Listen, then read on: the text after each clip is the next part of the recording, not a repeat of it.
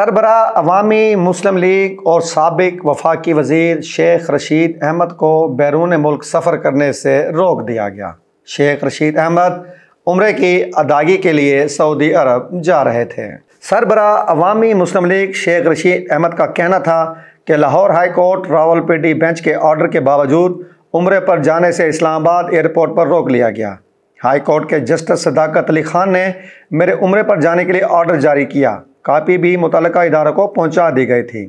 انہوں نے کہا کہ جسٹس صداقت علی خان نے اداروں کے متعلقہ افسران کو سختی سے ہدایت کی تھی کہ کوئی شکایت نہ آئے۔ آج مجھے ایئرپورٹ پر عمرے سے جانے سے روک دیا ہے۔